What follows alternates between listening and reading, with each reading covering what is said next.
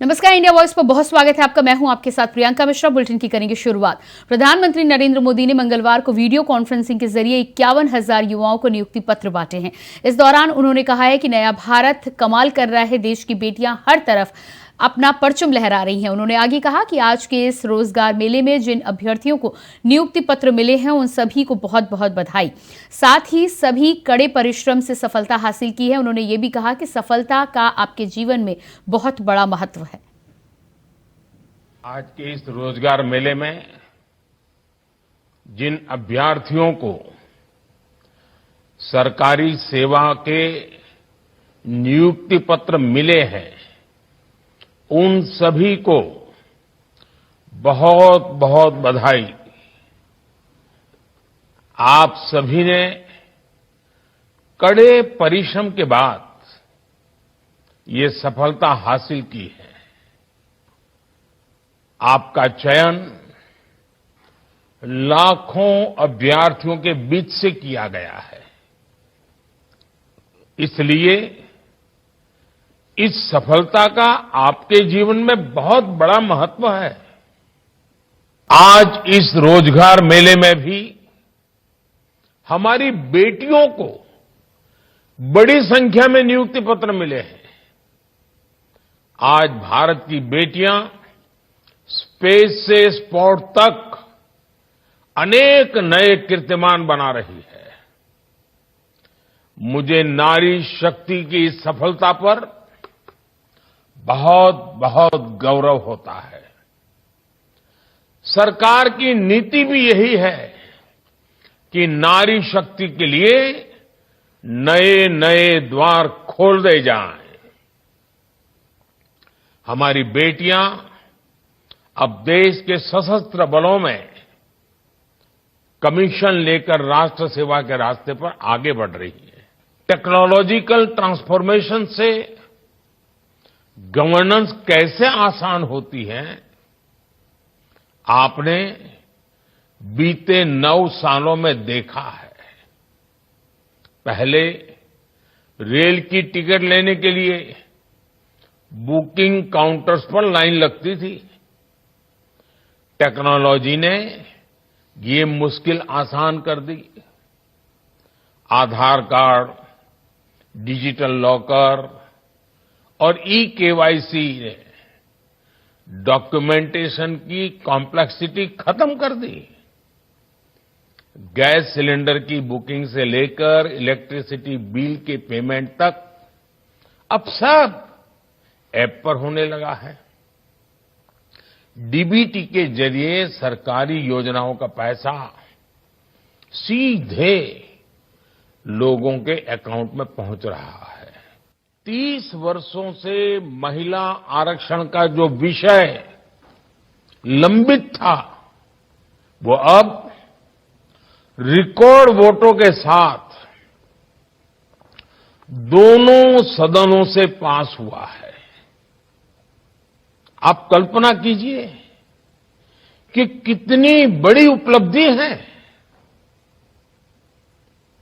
ये मांग तब से हो रही थी जब आप लोगों में से ज्यादातर लोगों का जन्म भी नहीं हुआ होगा।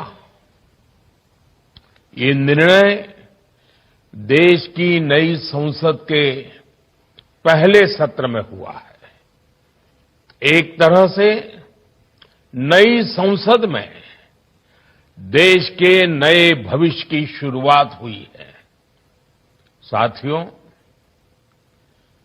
आज इस रोजगार मेले में भी हमारी बेटियों को बड़ी संख्या में नियुक्ति पत्र मिले हैं। आज भारत की बेटियां स्पेस से स्पोर्ट तक अनेक नए कीर्तिमान बना रही है। राज्यसभा सांसद संजय राउत ने कहा है कि जब हमने इंडिया गठबंधन बनाया तब उन्हें एनडीए की याद आई है। अब ये मोदी अकेले ही काफी हैं, लेकिन जैसे ही इंडिया गठबंधन बना है पीएम मोदी अकेले काफी नहीं थे।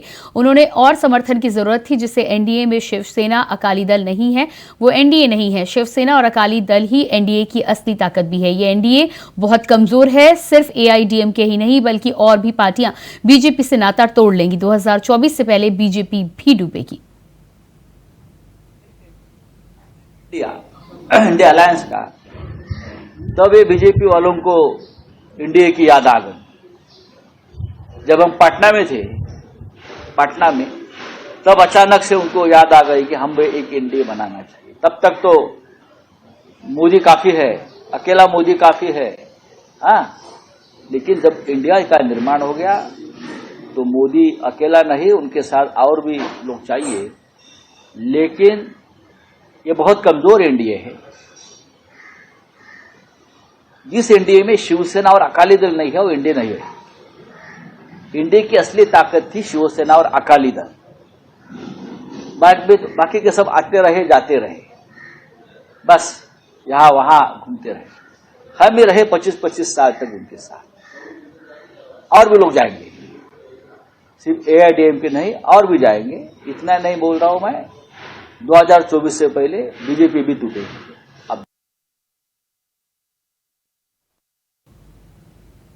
पुलिस उप महानिरीक्षक चंद्रशेखर सोलंकी के द्वारा सोमवार को जिले का वार्षिक निरीक्षण किया गया। सबसे पहले डीआईजी रेणुका पुलिस लाइन पहुंचे, जहां पर उन्होंने गार्ड ऑफ ऑनर दिया गया। डीआईजी ने जिले के सभी थाना प्रभारियों से जानकारी ली, साथ ही वाहन शाखा के वाहनों समेत सभी थानों के शासकीय वाहनों का निरीक्षण भी किया गया। डीआईजी ने वाहनों के पीए सिस्टम, लाउड हेलर, बलवा, ड्रिल सामग्री, emergency battery, emergency jack, fire extinguisher, first aid box आदि चेक किए। इसके बाद वाहन के ड्राइवरों को आपातकालीन परिस्थिति के लिए सदैव तैयार रहने के लिए निर्देशित भी किया।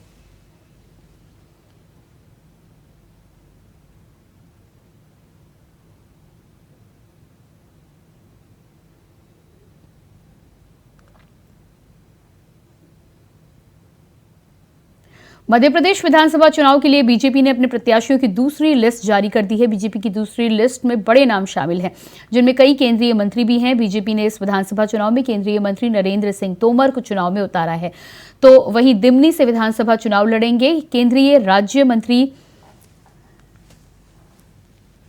निवास विधानसभा से चुनाव लड़ेंगे। वहीं नरसिंह से केंद्रीय मंत्री प्रहलाद सिंह पटेल चुनावी मैदान में हुंकार भरेंगे। इंदौर से बीजेपी के महासचिव कैलाश विजयवर्गीय चुनावी ताल ठोकते हुए नजर आएंगे। इसके अलावा जबलपुर से सांसद राकेश सिंह चुनावी रण में उतरेंगे।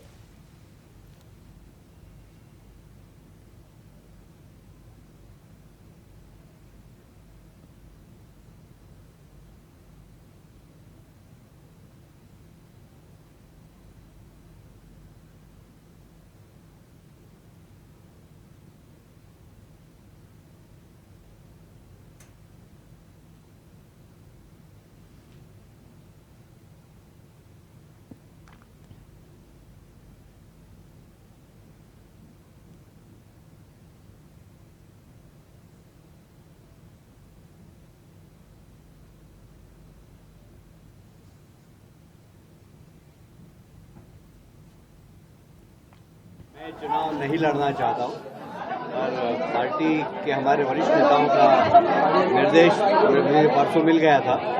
मैंने असमंजस में था और आज एकदम अचानक घोषणा कर दी तो मैं खुद ही बहुत आश्चर्यचकित रह गया। ये मेरे लिए सौभाग्य की बात है कि फिर से मुझे इलेक्ट्रॉल पॉलिटिक्स में पार्टी ने भेजा है, तो मैं इसमें भी कोशिश करूंगा कि पार्टी। अगली खबर रायबरेली के महाराज गांव से सामने आ रही है, जहां कच्ची दीवार गिरने से महिला की मलबे में दबकर गंभीर रूप से जख्मी हो गई है। बता दें कि परिजनों ने किसी तरह महिला को मलबे से बाहर निकाला है और सीएससी अस्पताल में भर्ती कराया है, जिसके बाद डॉक्टरों ने महिला की गंभीर हालत को देखते हुए महिला को जिला अस्पताल रेफर कर दिया है।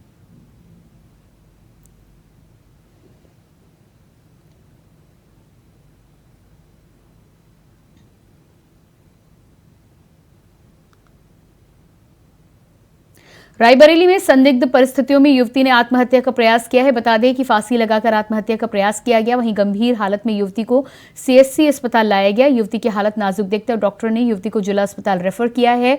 घटना बछरावा थाना क्षेत्र के सब्जी गांव की बताई जा रही है।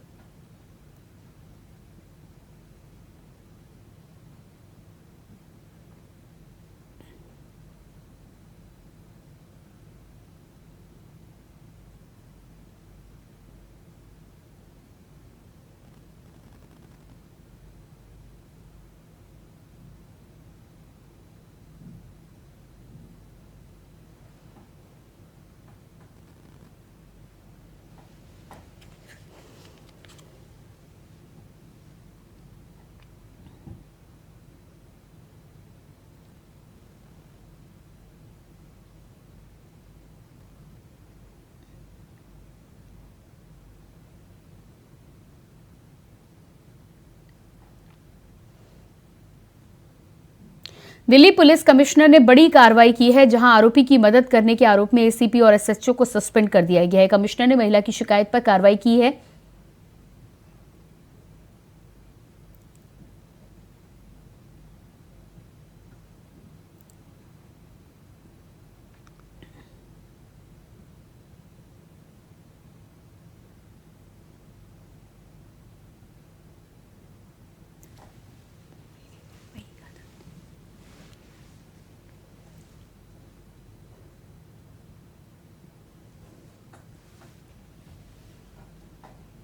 सुल्तानपुर में अज्ञात वाहन और बाइक की टक्कर हो गई है, जिसमें बाइक सवार एक युवक की घटना पर ही दर्दनाक मौत हो गई। सूचना मिलते ही पुलिस मौके पर पहुंची है। शव को कब्जे में लेकर पोस्टमार्टम के लिए भेजा है। अमघट से धम्मौर रोड स्थित अकारीपुर सड़क पर की यह घटना बताई जा रही है।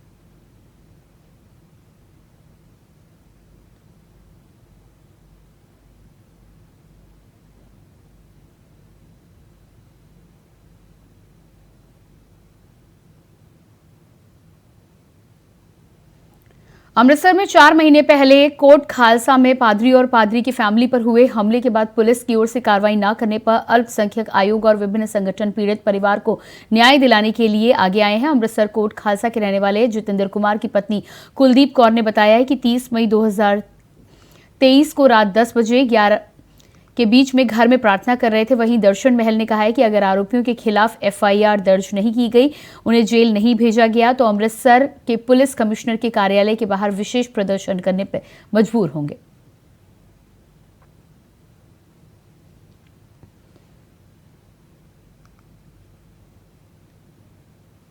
अगली खबर सिद्धार्थनगर से सामने आ रही है, जहां डुमरियागंज पुलिस में चोरी की घटनाओं को रोकने में नाकाम नजर आ रही है। बता दें कि आरा मशीन पर ट्रैक्टर खड़ा था, जिसकी बैटरी चोर उठाकर ले गए हैं। वहीं चोरी की घटना सीसीटीवी कैमरे में कैद हो गई है।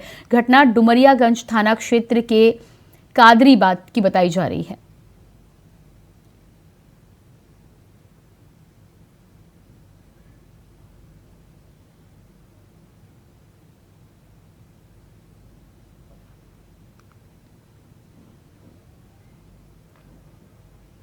गोपालगंज के कुचाईकोट पुलिस थाना क्षेत्र के बेदुआ गांव के पास में 2 लोगों को पुलिस ने गिरफ्तार किया है, जिनके पास से 222 देसी टेट्रा पैक शराब बरामद किए गए हैं। दोनों युवक उत्तर प्रदेश के बहादुरपुर गांव के निवासी बताए जा रहे हैं।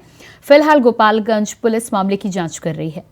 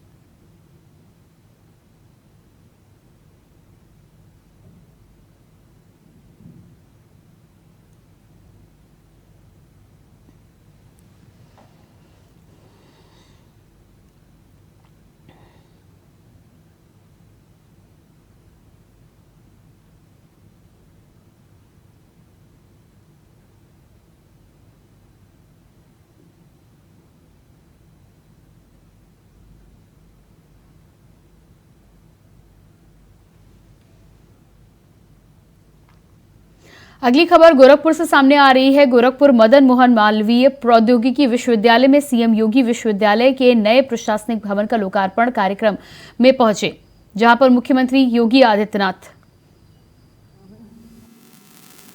आप जैसे सुधीजनों को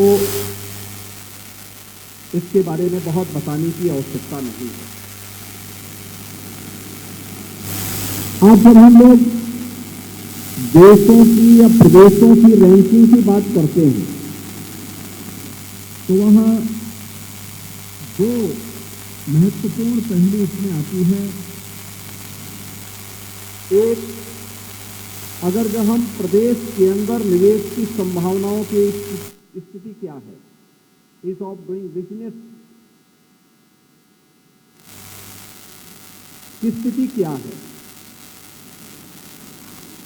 और इसको आगे बढ़ाने में, अपनी रैंकिंग को सुधार करने में हम कैसे सफल हो सकते हैं।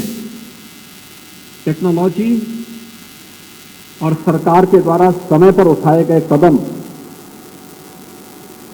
प्रशासनिक तंत्र के द्वारा उसके क्रियान्वयन में की गई तत्परता अपने आप ही रैंकिंग को सुधारता है। इसका एक उदाहरण है, 2017 के पहले उत्तर प्रदेश की ईज ऑफ डूइंग बिजनेस की रैंकिंग अत्यंत खराब थी। लगभग 14वें नंबर पर उत्तर प्रदेश था। हमने रिफॉर्म किए,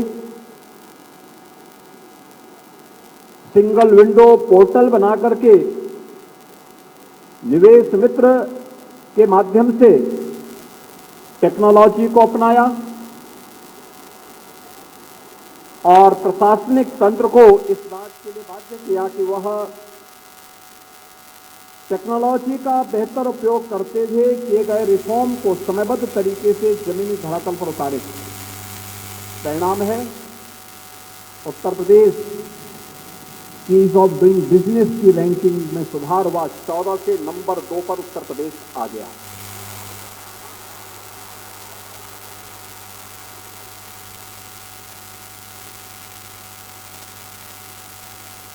सरकार की योजनाओं को सही मायने में जमीनी धरातल पर उतारने में हमें कितनी सफलता प्राप्त हो रही है। ईज ऑफ लिविंग, उस व्यक्ति को शासन की योजनाएं प्राप्त हो रही कि नहीं हो रही हैं। टेक्नोलॉजी ने इस कार्य को बहुत आसान किया है। याद करिए, जब प्रधानमंत्री मोदी जी ने 2014 में सत्ता संभालने के उपरांत हर गरीब का अकाउंट जनधन अकाउंट के माध्यम से खोलना प्रारंभ किया था, बहुत सारे लोग उस समय इसकी खिल्ली उड़ाते थे कि खाली अकाउंट खोल करके गरीबों का अपमान किया जा रहा है। इस प्रकार की टिप्पणी करके वह सरकार को कटघरे में खड़ा करने का प्रयास कर रहे थे, लेकिन उन्हें नहीं मालूम था कि इसकी अगली कड़ी क्या है। और उसके उपरांत जब प्रधानमंत्री मोदी जी ने सभी प्रकार के लेन देन, एक गरीब का हो, एक सामान्य नागरिक का हो, एक कर्मचारी का हो या एक व्यापारी का, डीबीटी के माध्यम से इस कार्यक्रम को आगे बढ़ाया, तो आज परिणाम हम सबके सामने है। डिजिटल पेमेंट ने एक नई क्रांति ला करके प्रत्येक नागरिक के जीवन में भी एक क्रांतिकारी परिवर्तन लाने में और उसको भ्रष्टाचार मुक्त व्यवस्था देने में एक बड़ी भूमिका का निर्वहन किया है। टेक्नोलॉजी, डिजिटल इंडिया के प्रधानमंत्री जी के इस विजन को आगे बढ़ाने की दृष्टि हो या फिर अपने युवा शक्ति को दुनिया के अंदर, संजोग से भारत सबसे युवा देश है, यानी दुनिया के अंदर किसी एक देश में सबसे अधिक युवा निवास करते हैं, तो सौभाग्य से भारत है और भारत में कोई प्रदेश है जिसके पास सबसे बड़ी युवा ताकत है। वह उत्तर प्रदेश है। उत्तर प्रदेश की 56% आबादी कामकाजी आबादी है और डिजिटल इंडिया का लाभ यह आबादी सर्वाधिक ले सकती है। डिजिटल इंडिया के इस क्रांतिकारी अभियान के साथ पीएम स्टार्टअप की नीति हो या पीएम मुद्रा की योजना, प्रदेश की वन डिस्ट्रिक्ट वन प्रोडक्ट की योजना हो या मुख्यमंत्री युवा स्वरोजगार योजना, इसने प्रत्येक युवा के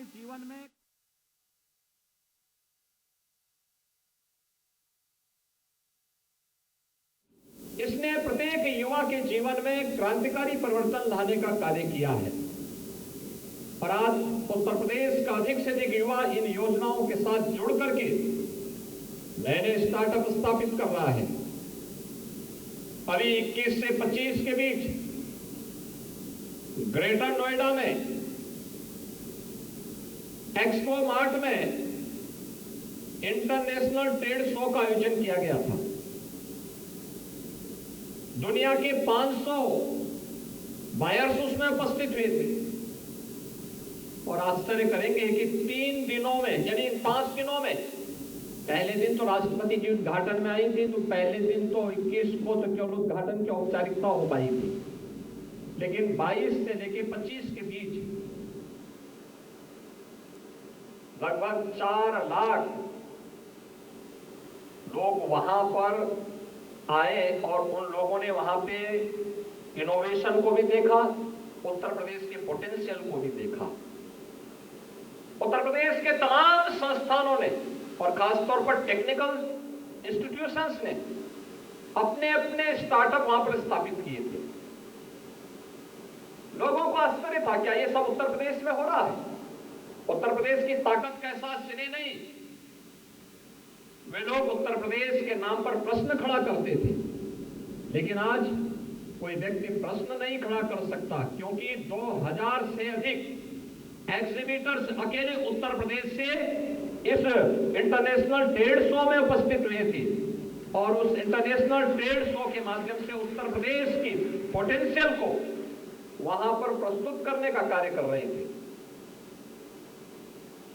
तमाम हमारे तकनीकी विश्वविद्यालयों के इनोवेशन भी वहां पे स्थापित किए गए थे, जिसको दुनिया देख रही थी कि अच्छा ये ताकत है उत्तर प्रदेश में। और आज इसीलिए जब मदन मोहन मालवीय प्रौद्योगिकी विश्वविद्यालय में मुझे आने का अवसर प्राप्त हुआ है, ढेर सारी संभावनाएं आपके लिए हैं, पूरी दुनिया खुली हुई है। इसमें हम अपने आप को जितना समाज की आवश्यकता क्या है उसके अनुरूप किसी इनोवेशन के साथ जोड़ करके अपने रिसर्च को प्रभावी ढंग से आगे बढ़ाने का कार्य करेंगे, उसके परिणाम उतने ही अच्छे होंगे। लेकिन इसके लिए आवश्यक होगा कि आपको पहले इन बातों को ध्यान में रखना होगा कि आप अपने विश्वविद्यालयों को, आज हमारी जो सबसे बड़ी चैलेंज क्या है, जो हमारे इनोवेशन और रिसर्च के सेंटर होने चाहिए, वे सरकार निरपेक्ष और समाज से निरपेक्ष हो चुके हैं। हमें निरपेक्ष भाव से नहीं, निरपेक्षता केवल भ्रष्टाचार के प्रति होनी चाहिए, अव्यवस्था के प्रति होनी चाहिए, किसी भी अराजकता के खिलाफ होनी चाहिए। हमें सरकार की योजनाओं के सापेक्ष, समाज सापेक्ष एक सकारात्मक रूप के साथ आगे बढ़ने के लिए अपने आप को तैयार करना होगा और उसके परिणाम आने में फिर कोई देर नहीं लगेगी। आज मुझे प्रसन्नता है, राज्य सरकार ने जैसे तय किया, जब 2017 में मुझे उत्तर प्रदेश की बागडोर सौंपी गई, तब उत्तर प्रदेश के अंदर केवल 2 साइबर थाने थे, एक लखनऊ में और एक गौतम बुद्ध नगर में। आज हम लोगों ने उत्तर प्रदेश के अंदर हर जनपद में एक साइबर थाने की स्थापना करवा दी है। हर जनपद में, हर थाने में साइबर हेल्प डेस्क की स्थापना भी कर दी है।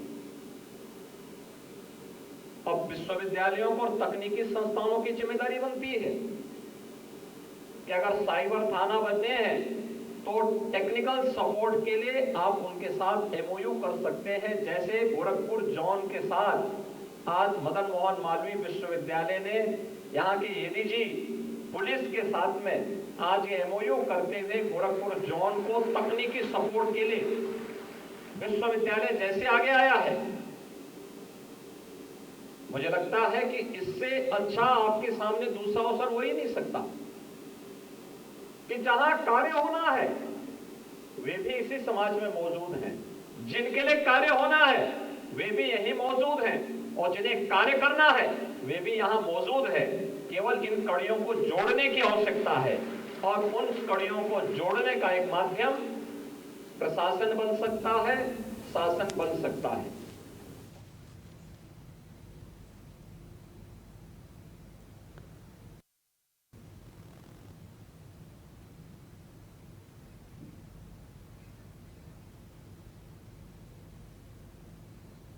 तो ये आप मुख्यमंत्री योगी आदित्यनाथ को गोरखपुर से सुन पा रहे थे। और इसी के साथ फिलहाल इस बुलेटिन में इतना ही। खबरों के लिए बने रहिए इंडिया वॉइस के साथ। नमस्कार।